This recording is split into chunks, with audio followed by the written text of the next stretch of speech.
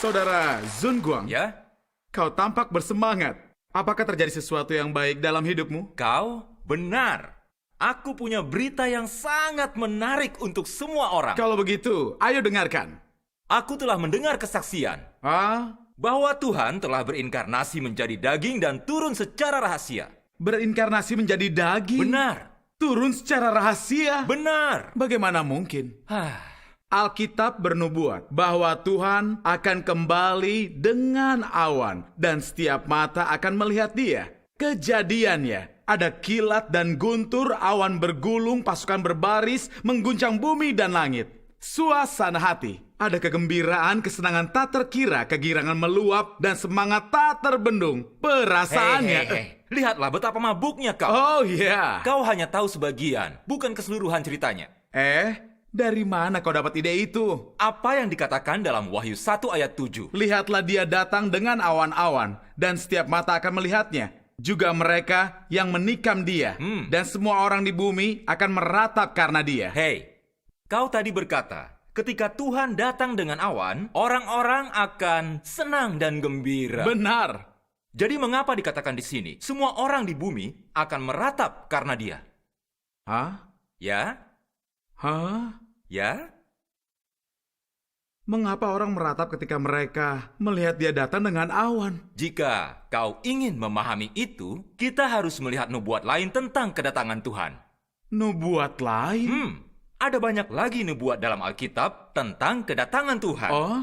Datang dengan awan bukanlah satu-satunya cara Tuhan akan kembali. Jadi maksudmu, Tuhan akan datang dengan cara lain? Hei, benar. Apa yang dikatakan dalam Wahyu 16 ayat 15? Lihatlah, aku datang bagaikan pencuri. Bagaimana dengan Matius 25 ayat 6? Dan di saat tengah malam ada suara seruan terdengar. Lihatlah, mempelai laki-laki itu datang, keluarlah dan jumpai dia. Dan dalam Wahyu 3 ayat 20? Lihatlah, aku berdiri di pintu dan mengetuk. Kalau ada orang yang mendengar suaraku dan membuka pintu itu, aku akan datang masuk kepadanya dan bersantap dengannya, dia bersamaku. Dan bagaimana dengan Lukas 17?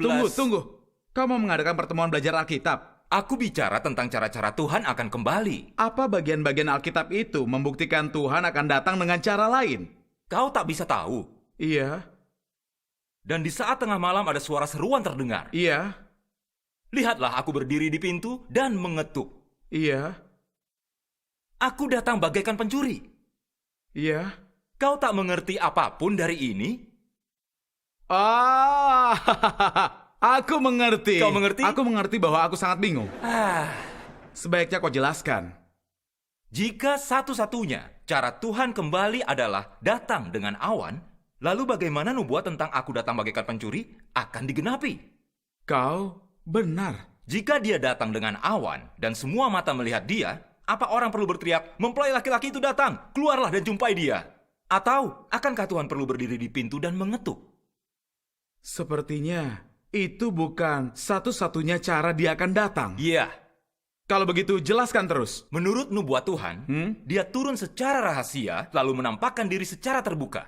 Dan di saat tengah malam ada suara seruan terdengar, berdiri di pintu dan mengetuk, dan bagaikan pencuri, merujuk pada kedatangan Tuhan secara rahasia.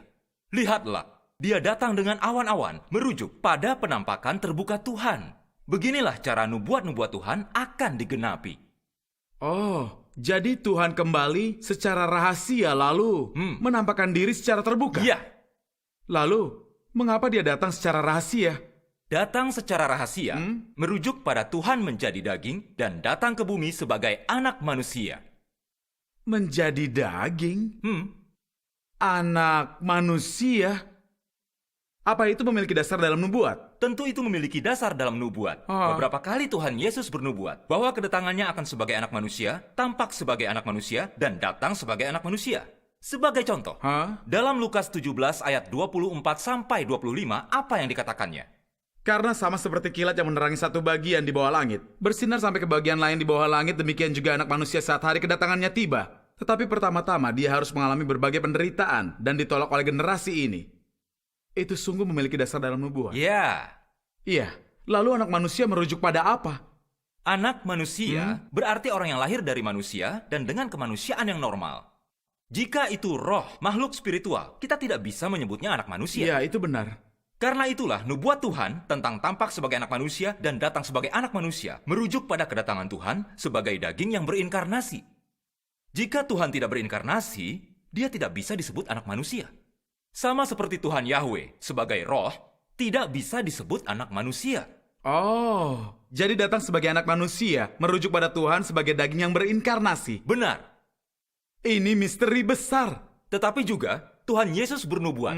Tetapi pertama-tama dia harus mengalami berbagai penderitaan dan ditolak oleh generasi ini. Itu bahkan tambahan bukti bahwa Tuhan akan kembali sebagai daging yang berinkarnasi. Jika satu-satunya cara Tuhan kembali adalah dengan awan, bagaimana nubuat itu digenapi? Benar. Jika Tuhan hanya kembali dengan awan, siapa yang berani menentang atau menolak dia? Bagus, kini dia mengerti. Aku mengerti. Hah? Tetapi mengapa Tuhan datang sebagai daging yang berinkarnasi di akhir zaman? Hei, itu pertanyaan yang bagus. Apa maksudmu? Tuhan datang sebagai daging yang berinkarnasi di akhir zaman, terutama untuk melakukan pekerjaan penghakiman. Pekerjaan penghakiman? Tuhan yang Maha Kuasa berfirman, ketika Tuhan menjadi daging kali ini, pekerjaannya untuk mengungkapkan wataknya, terutama melalui hajaran dan penghakiman. Dengan landasan ini, ia membawa lebih banyak kebenaran kepada manusia, menunjukkan lebih banyak cara praktis, sehingga dapat mencapai tujuannya untuk menaklukkan dan menyelamatkan manusia dari wataknya yang rusak. Inilah landasan di balik pekerjaan Tuhan pada zaman kerajaan. Jadi Tuhan datang sebagai daging yang berinkarnasi untuk mengungkap kebenaran dan melakukan pekerjaan penghakiman. Ya, dan itu memenuhi nubuat Tuhan Yesus. Oh, nubuat yang mana? Karena Bapa tidak menghakimi siapapun, tetapi telah menyerahkan seluruh penghakiman itu kepada Anak. Dia yang menolak aku dan tidak menerima firmanku, sudah ada yang menghakiminya. Firman yang aku nyatakan, itulah yang akan menghakiminya di akhir zaman. Tuhan datang sebagai daging yang berinkarnasi di akhir zaman untuk mengungkap kebenaran. Nubuat yang muncul di bagian awal Alkitab. Benar. Hei, mengapa Tuhan tidak melakukan pekerjaan penghakiman sebagai roh? Pikirkan ini. Jika Tuhan menyatakan kebenaran dan melakukan pekerjaan penghakiman sebagai roh, apakah mudah bagi orang untuk memahami dan menerima? Hei, itu mengingatkanku. Dalam Alkitab dikatakan, seluruh bangsa itu menyaksikan guru, kilat, suara sangkakala, dan gunung berasap. Maka bangsa itu gemetar dan berdiri jauh. Mereka berkata kepada Musa, kau bicara, kami akan mendengarkan. Ya. Janganlah Tuhan bicara, nanti kami mati. Apa yang dikatakan bagian dalam Alkitab ini kepada kita? Jika Tuhan bicara bergemuruh di langit, orang tidak akan mengerti atau berani mendekatinya. Menurutmu itu benar? Kedengarannya benar. Tuhan Yahweh berkata kepada Musa, kamu tidak dapat melihat wajahku, karena tidak ada seorang pun yang dapat melihat aku dan hidup. Karena itulah, Tuhan harus datang sebagai daging yang berinkarnasi untuk melakukan pekerjaan penghakiman. Tuhan yang Maha Kuasa berfirman, jika ia mencoba menyelamatkan manusia secara langsung melalui sarana roh, manusia tidak akan mampu menerima keselamatannya. Dan jika bukan karena Tuhan mengenakan bentuk luar manusia ciptaan, manusia tidak akan mampu menerima keselamatan ini. Karena manusia sama sekali tidak dapat mendekatinya. Sama seperti tak seorang pun mampu mendekati awan Yahweh. Hanya dengan menjadi seorang manusia ciptaan, yakni memasukkan firman-Nya ke dalam daging, ia akan menjadi manusia. Dapat secara pribadi mengerjakan firman-Nya dalam diri semua orang yang mengikutinya.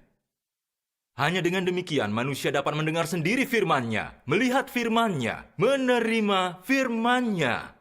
Dan kemudian melalui hal ini sepenuhnya diselamatkan. Sekarang, aku mengerti. Tuhan datang sebagai daging yang berinkarnasi karena pekerjaan rencana pengelolaannya. Dan manusia yang rusak membutuhkan itu. Ya. Ini sangat mendalam. Pentingnya Tuhan datang secara rahasia sebagai daging yang berinkarnasi untuk melakukan pekerjaannya terus berlanjut. Oh, masih ada lagi? Alkitab menubuatkan bahwa ketika Tuhan kembali, dia akan memisahkan hamba yang baik dari yang jahat, kambing dari domba, gandum dari tara, dan gadis bijaksana dari gadis bodoh. Benar kan? Iya benar. Apa kaitannya dengan kedatangan Tuhan sebagai daging yang berinkarnasi untuk melakukan pekerjaan? Kuberi contoh yang tidak terlalu akurat. Lanjutkan. Jika kaisar ingin menunjukkan simpati terhadap opini publik dan menyingkirkan pengkhianat, apa cara terbaik untuk melakukannya? Tentunya menyelidiki dengan berpakaian biasa. Ya, benar. Jika kaisar naik kereta kudanya, Benar. dikelilingi pengawal kerajaan dalam segala kemegahannya, para pejabat akan menjatuhkan diri menyambutnya. Tidak ada yang berani menyelinap. Benar. Dengan begitu mustahil untuk membedakan siapa yang setia dan siapa yang pengkhianat. Ya, benar. Tuhan datang sebagai daging yang berinkarnasi Hei, untuk bekerja aku mengerti. Hah? Maksudmu, inkarnasi Tuhan lebih kondusif untuk mengungkap orang-orang. Benar. Jika Tuhan datang langsung dengan awan dan menunjuk menyebut satu orang hamba jahat, dan orang lainnya kambing, atau menunjukmu dan berkata kau adalah gadis yang bodoh, apa kau akan yakin? Tanpa fakta untuk mengungkapkan kebenaran, tentu aku tidak yakin. Maka ketika Tuhan datang sebagai daging yang berinkarnasi untuk bekerja, itu mengungkap semua orang. Mereka yang mencari kebenaran dan mendengarkan suara Tuhan adalah gadis bijaksana. Mereka lihat penampakan Tuhan dalam firman dan pekerjaan Tuhan yang Maha Kuasa dan menyambut kedatangannya kembali. Domba Tuhan mendengar suaranya. Gadis bodoh, karena inkarnasi Tuhan terlihat biasa dan normal, menilai, mengutuk, dan menentang dia secara ceroboh.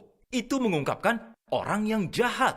Astaga, Tuhan yang bekerja sebagai daging yang berinkarnasi sungguh memilah manusia menurut jenisnya. Tuhan sangat bijaksana. Di akhir zaman, Tuhan datang sebagai daging yang berinkarnasi untuk bekerja, menyatakan kebenaran, melakukan pekerjaan penghakiman, menyucikan dan menyelamatkan manusia. Dan membuat kelompok pemenang sebelum bencana besar. Lalu, setelah Tuhan mendatangkan bencana dan memberi hadiah dan hukuman, dia menyatakan dirinya kepada semua bangsa di bumi. Jadi itulah langkah-langkah pekerjaan Tuhan. Mereka yang menerima pekerjaan Tuhan yang Maha Kuasa di akhir zaman, yang mengalami ajaran dalam firman Tuhan dan disucikan, akan dibawa masuk kerajaan Tuhan dan menikmati janji dan berkat Tuhan. Tampaknya, kunci menyambut kedatangan Tuhan adalah mendengar suara Tuhan dan menerima pekerjaan Tuhan yang berinkarnasi secara rahasia di akhir zaman. Ya, benar. Tuhan yang Maha Kuasa berfirman, mungkin banyak orang tidak peduli dengan apa yang aku katakan. Tetapi aku tetap ingin memberitahu setiap orang yang disebut orang suci yang mengikuti Yesus bahwa ketika engkau sekalian melihat Yesus turun dari surga di atas awan putih dengan mata engkau sekalian sendiri, itu akan menjadi penampakan publik sang matahari kebenaran. Barangkali itu akan menjadi saat yang sangat menyenangkan bagimu. Tetapi ketahuilah bahwa saat engkau menyaksikan Yesus turun dari surga, saat itulah engkau turun ke neraka untuk dihukum. Itulah tanda berakhirnya rencana pengelolaan Tuhan. Dan saatnya Tuhan memberi upah orang baik menghukum yang jahat. Penghakiman Tuhan akan berakhir sebelum manusia melihat tanda-tanda. Ketika hanya ada pengungkapan kebenaran. Firman Tuhan yang Maha Kuasa sudah sangat jelas. Iya, Jika orang-orang dengan bodohnya menunggu Tuhan Yesus tampil secara terbuka dengan awan, dan menolak dan menentang pekerjaan Tuhan Yesus ketika dia datang secara rahasia, hasilnya terlalu menakutkan untuk dibayangkan. iya. Jika kau tunggu Tuhan datang secara terbuka dengan awan untuk menerima dia, kau menambah kapal bocor setelah di laut. Saat itu sudah terlambat.